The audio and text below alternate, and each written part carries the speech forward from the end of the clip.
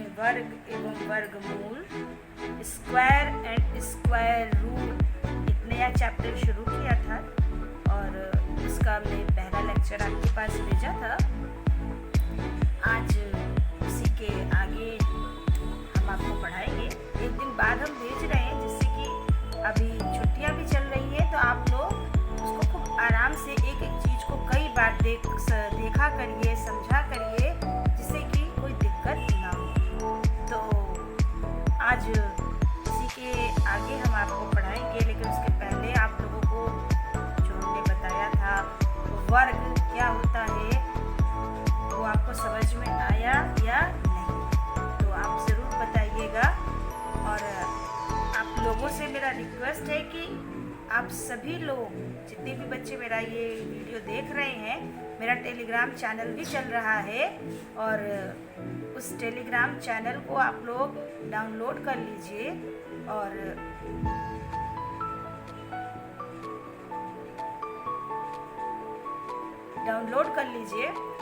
उस पर ही आप लोग जो है देखिए। तो और उसका जो उसका लिंक जो है वो डिस्क्रिप्शन बॉक्स में लिखा हुआ है, तो वहाँ से सारे बच्चे टेलीग्राम चैनल जो है वो अपलोड कर दीजिए और उसी पर आप देख सकते हैं जब चाहे। वैसे तो हम क्लास वाले पर भी भेजेंगे, तो अगर आपको अच्छा लगता है तो पहले तो सबसे पहली शर्त यही है कि जितने लोग देखते हो डेली का डेली लाइक किया करो, शेयर किया करो और चैनल को सब्सक्राइब करना मत भूलो बेटा। समझ में आया? ये जो लेक्चर हम आपको देख रहे हैं ये जब भी चाहेंगे आप, हमेशा। क्लास में तो हमने एक बार पढ़ा दिया, आगे बढ़ गए, वो जो हमने पढ़ाया वो कहीं चला गया, ख़त्म हो गया, लेकिन इस पर जो वीडियो है वो हमेशा के लिए रहेगा। तो अगर आप चैनल को सब्सक्राइब करेंगे तो पिछला जितना लेक्चर आप देखना चाहेंगे, जब चाहेंगे, वो आप आसानी से देख सकते हैं। तो चलिए उसके आगे के लिए हम आपको अब बता रहे हैं कि आज हम आपको बताएंगे सम और विषम संख्याओं के वर्गों की विशेषता। उस दिन हमने वर्ग बताया था कि जब हम किसी संख्या को लेते हैं और उस संख्या में उसी संख्या से गुणा कर देते हैं तो वो उसका वर्ग कहलाता है। जैसे 5 में 5 का गुणा किया तो ये हो जाता है 5 का वर्ग। तो इस तरह से संख्याएं हमारी सम और विषम होती हैं। इसकी विशेषता क्या होती है? विशेषता ये होती है कि सम संख्या का जब वर्ग करेंगे तो वो हमेशा सम आएगा, और अगर विषम संख्या का वर्ग करेंगे तो वो हमेशा विषम संख्या ही आएगी। अब जैसे उदाहरण के रूप में देख लीजिए, सम संख्या हमारी कौन कौन सी है? सम संख्याओं के वर्ग। सम संख्या हमारी होती है 2, 4, 6, 8, 10, इस तरह से ऐसी संख्याएं जो 2 से डिवाइड हो जाएं। अब इनका वर्ग करिए। 2 का वर्ग, इसको हम क्या लिखेंगे? 2 की घात 2। इसको हल करेंगे तो कितना आएगा? 4। अब देखिए 2 सम संख्या थी, उसका वर्ग किया तो क्या आया? 4। 4 भी क्या है? एक सम संख्या है। उसी तरह से अगर हम 4 का वर्ग करते हैं तो उसको लिखेंगे 4 की घात 2 और ये कितना हो जाएगा? 16। ये भी एक सम संख्या है। अगर हम 6 का वर्ग करते हैं तो हम लिखेंगे 6 की घात 2, ये कितना हो जाएगा? 36। तो हम देख रहे हैं कि हम जब सम संख्या का वर्ग करते हैं तो वो हमेशा सम संख्या ही आती है। ठीक उसी तरह से अब आप देखिए विषम संख्याओं के वर्ग। विषम संख्याओं के वर्ग, जैसे मान लीजिए विषम संख्या होती है 1, 3, 5, 7, 9, 11 डैश डैश डैश डैश। अब अगर 1 का वर्ग करेंगे तो इसको हम क्या लिखेंगे? 1 की घात 2 और 1 का गुणा 1 में किया तो क्या हो गया? 1। ये कौन सी संख्या हो गई? विषम। 1 विषम थी, इसका भी वर्ग विषम ही आया। अगर हम 3 का वर्ग करते हैं तो ये हो जाएगा 3 की घात 2 और ये क्या हो जाएगा? 9। ये भी एक विषम संख्या हो गई। अगर हम 5 का वर्ग करते हैं तो इसको हम लिखेंगे 5 की घात 2, ये कितना हो गया? 25। ये भी क्या हो गई? विषम संख्या हो गई 25। अगर हम 7 का वर्ग करते हैं तो ये हो जाएगा 7 की घात 2 यानी 49, ये भी एक विषम संख्या। तो इस तरह से सम संख्या का वर्ग सम होता है और विषम संख्या का वर्ग विषम संख्या होती है। अब चलिए उसके आगे वर्गमूल। हमने उस दिन थोड़ा सा आपको वर्गमूल के बारे में बताया था कि वर्गमूल क्या होता है। जब किसी संख्या को उसी संख्या से गुणा करते तो जो गुणनफल होता है उसका जो वर्गमूल होता है वही संख्या हो जाती है। तो अब उसके हमें ये पता चले कैसे चले कि कौन सी संख्या का वर्गमूल निकल सकता है या नहीं। सभी संख्याओं का वर्गमूल नहीं निकल सकता है, तो हमें पता कैसे चलेगा कि हम किस संख्या का वर्गमूल निकाल सकते हैं या नहीं। और उसके लिए ये ज़रूरी है कि हमें उसका तरीका पता होना चाहिए। तो चलिए अब उसी के आगे चलते हैं।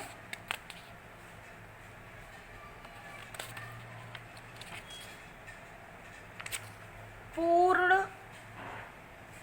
वर्ग संख्याओं की पहचान। पूर्ण वर्ग संख्याओं की पहचान। पूर्ण वर्ग मतलब ऐसी संख्याएं जिनका की वर्गमूल निकल सकता है उसे हम बोलते हैं पूर्ण वर्ग संख्या। अब ये कैसे पता चले कि कौन सी संख्या पूर्ण वर्ग है या नहीं है। तो यदि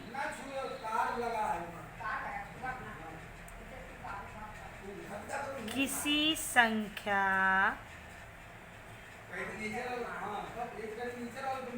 के अभाज्य गुणनखंडों में समान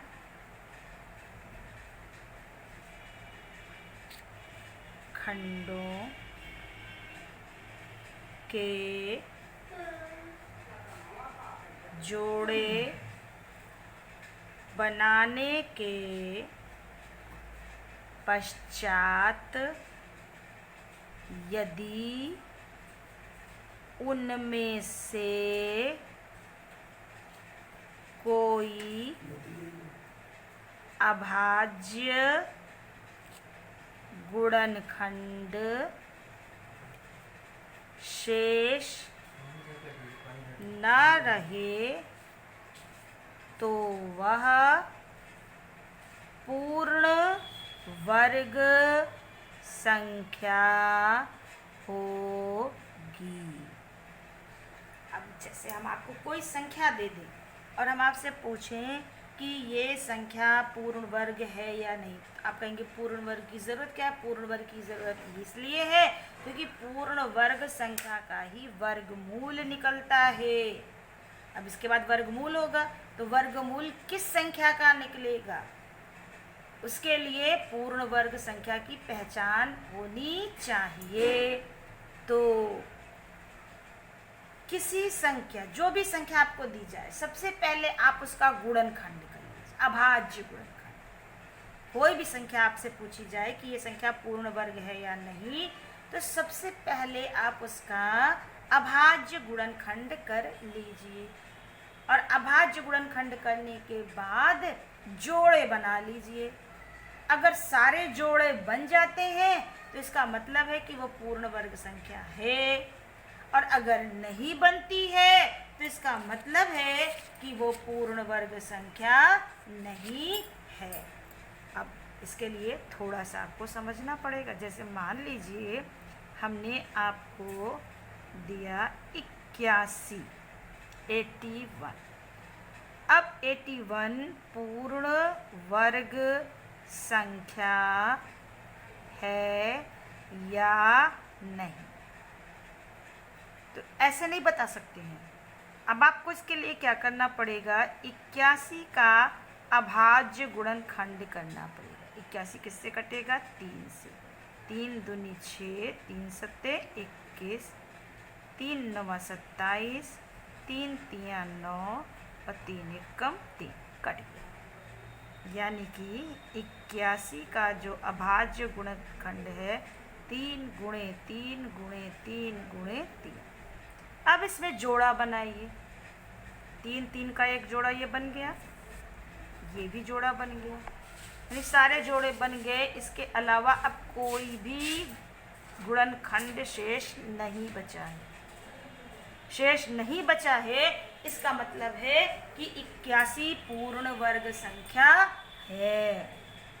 इसका तात्पर्य ये हुआ कि 81 पूर्ण वर्ग संख्या है।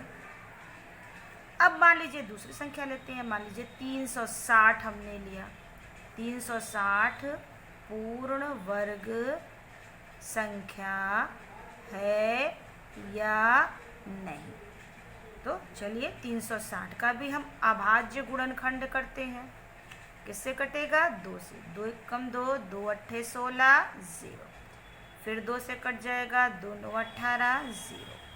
फिर 2 से कटेगा, 2 चौके 8, 2 पंजे 10। अब 3 से कटेगा, 3 एकम 3, 3 पचे 15, 3 पचे 15 और 5 एकम 5। अब देखिए 360 का जो गुणनखंड हुआ 2 गुणे 2 गुणे 2 गुणे 3 गुणे 3 गुणे 5। अब जोड़ा बनाइए। देखिए 2 का जोड़ा एक बन गया, ये 3 का बन गया, इस 2 का और इस 5 का जोड़ा बचा, बना नहीं ना। तो ये अभाज्य गुणनखंड जो है वो शेष रह गया क्योंकि इसका जोड़ा नहीं बना। अब इसका जोड़ा नहीं बना है, इसका मतलब है कि 360 पूर्ण वर्ग संख्या नहीं है। अगर इसमें सबका जोड़ा बन जाता तो पूर्ण वर्ग संख्या हो जाती, नहीं बना है तो पूर्ण वर्ग संख्या नहीं। जैसे यहाँ 81 में सबका जोड़ा बन गया था, 3 का 3 का, इसलिए ये पूर्ण वर्ग संख्या है। और इसमें नहीं बना है, इसका मतलब कि ये पूर्ण वर्ग संख्या नहीं है। तो ये पूर्ण वर्ग संख्या की पहचान है। ये कैसे हम पहचानेंगे कि कोई संख्या पूर्ण वर्ग है या नहीं, क्योंकि वर्गमूल हमेशा पूर्ण वर्ग संख्या का ही निकाला जाता है। तो ये पहचान थी। अब इस पर हम कुछ आपको एक्सरसाइज आपकी बुक में है 2A, उसको अगर आपके पास बुक अवेलेबल हो तो आप लोग उसमें से सवाल लगा लीजिएगा। जैसे हम एक एग्ज़ाम दे देते हैं एक्सरसाइज, 1 1 2 2 सवाल ही खाली करना है आपको। पहला सवाल है 56 की घात 2 तथा 75 की घात 2 का मान ज्ञात कीजिए। अब इसको कैसे करना है, 56 की घात 2 56 का वर्ग है, यानी 56 गुणे 56 आपको निकालना है। 75 की घात 2 यानी 75 गुणे 75। ये पहला सवाल था। दूसरा सवाल देखिए, ये परिमेय संख्याओं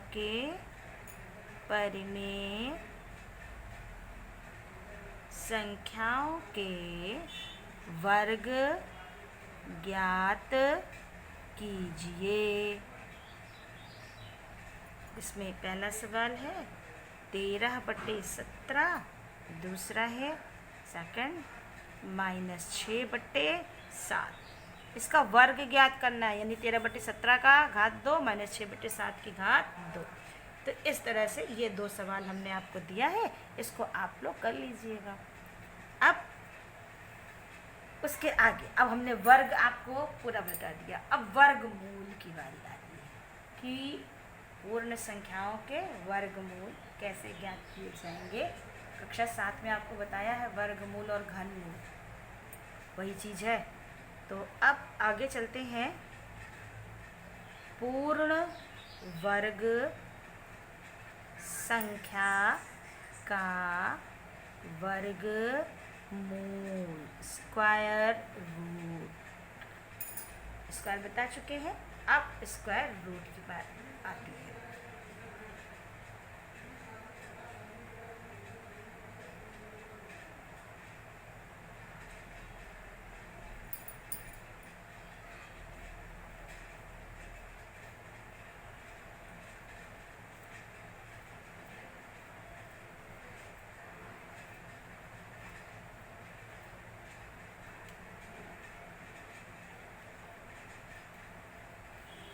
चल, पूर्ण वर्ग संख्या का वर्गमूल कैसे निकाला जाएगा वो हम आपको बताने जा रहे हैं। आप पहले थोड़ा सा उसके बारे में जानकारी कर लीजिए। किसी भी पूर्ण वर्ग संख्या y बराबर x स्क्वायर का वर्गमूल प्लस माइनस x होता है, जहाँ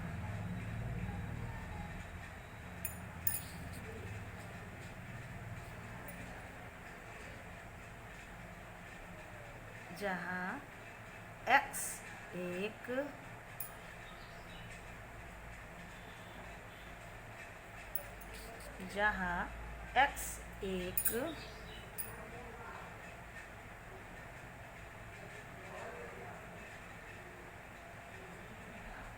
संख्या है। अब ये संख्या हमने इसलिए लिखी है क्योंकि ये संख्या पूर्णांक भी हो सकती है, प्राकृतिक भी हो सकती है, परिमेय भी हो सकती है। तो यहाँ संख्या का तात्पर्य हमने पर्टिकुलर कोई एक संख्या नहीं लिखी कि ये x एक पूर्णांक है या x एक पूर्ण संख्या है या x एक परिमेय संख्या है। यहाँ हमने एक संख्या लिखी है। ये संख्या का तात्पर्य पूर्णांक, पूर्ण संख्या, प्राकृतिक संख्या या परिमेय संख्या से है। हमने लिखा किसी भी पूर्ण वर्ग संख्या, कोई भी पूर्ण वर्ग संख्या हमने मान ली है y है। कोई भी पूर्ण संख्या हमने मान ली कि वो y है, जो किसके बराबर है, x की घात 2, x के वर्ग के बराबर है। तो इसका वर्गमूल जो है, वर्गमूल कल हम उस दिन हमने आपको बताया था ना, जिस संख्या का वर्गमूल निकालते हैं उसको हम करणी में इसको बोलते हैं अंडर रूट या करणी। तो उसका वर्गमूल प्लस माइनस x होता है। तो उस दिन भी हमने बताया था प्लस माइनस x कैसे होता है। जैसे मान लीजिए 25 एक पूर्ण वर्ग संख्या है और इसको हम क्या लिख सकते हैं, 5 की घात 2 भी लिख सकते हैं और 25 को हम लिख सकते हैं माइनस 5 की घात 2। 25 5 की घात 2 क्या होता है, 5 की घात 2 करेंगे तो क्या आएगा, 25 आएगा। और माइनस 5 की घात 2 करेंगे तब भी 25 आएगा। तो 25 संख्या तो एक ही थी, लेकिन इसका एक वर्गमूल प्लस 5 हो गया, एक वर्गमूल माइनस 5 हो गया। तो किसी भी पूर्ण वर्ग संख्या का 2 वर्गमूल होता है, एक धनात्मक होता है, एक ऋणात्मक होता है। फिर से ध्यान से सुनिए, किसी भी पूर्ण वर्ग संख्या का वर्गमूल 2 होता है, 2, एक धनात्मक और एक ऋणात्मक। जैसे ये देखिए 25 का वर्गमूल क्या है, प्लस 5 है। ये 5 की घात 2 है तो इसका वर्गमूल हो गया 5। वर्गमूल हो गया इसका 5। अब 25 को हम लिख सकते हैं -5 की घात 2, तो इसका वर्गमूल क्या हो जाएगा -5। तो 25 का देखिए 2 वर्गमूल निकला, एक +5 एक -5। 5 की घात 2 करेंगे 25 आएगा, -5 को 2 बार गुणा करेंगे तब भी +25 आएगा। तो किसी भी संख्या का 2 वर्गमूल होता है, एक धनात्मक होता है और एक ऋणात्मक होता है। अब ये पूर्ण वर्ग संख्या का वर्गमूल ज्ञात करने की 2 विधियां हैं। पूर्ण वर्ग संख्या का वर्गमूल ज्ञात करने की 2 विधि है। पहली विधि है गुणनखंड विधि। गुणनखंड विधि से वर्गमूल ज्ञात करना। वर्गमूल ज्ञात करने की 2 विधि है। पहली विधि है गुणनखंड विधि, ये पहली विधि है, और दूसरी विधि है आपकी भाग विधि। भाग विधि से वर्गमूल ज्ञात करना। ये देखिए 2 विधि है, दोनों विधि से आंसर एक ही आता है। दोनों विधि आनी चाहिए, समय समय पर हमें दोनों की ज़रूरत पड़ती है। तो सबसे पहले हम आपको गुणनखंड विधि से वर्गमूल कैसे ज्ञात किया जाता है वो हम आपको दिखाएंगे। गुणनखंड विधि से वर्गमूल ज्ञात करना। अब हम आपको ये बताने जा रहे हैं कैसे। कोई भी संख्या ले लेते हैं, जैसे मान लीजिए हमने लिया 144 का वर्गमूल ज्ञात करो। 144 का वर्गमूल ज्ञात करो किस विधि से? गुणनखंड विधि से। तो गुणनखंड विधि से ज्ञात करने के लिए पहले हम उस संख्या का अभाज्य गुणनखंड कर लेते हैं। 2 सत्ते 14, 2 दूनी 4, 2 तिहाई 6, 2 छंग 12, 18 हो गया, ये 9 हो गया, ये 3 हो गया, ये 3।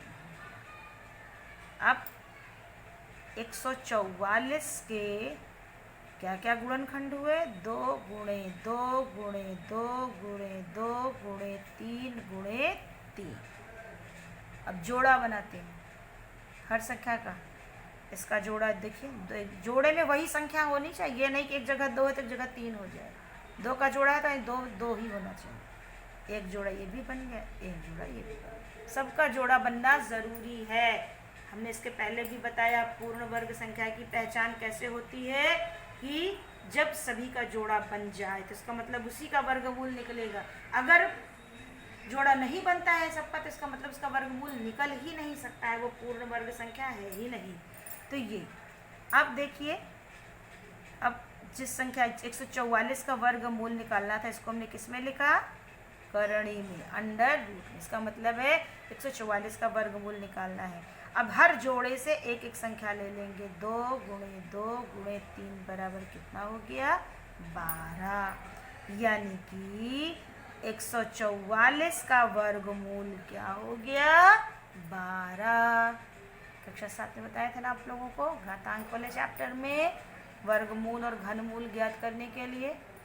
तो ये गुणनखंड विधि से इस तरह से निकाला जाता है। चलिए एक आध सवाल और ले लेते हैं।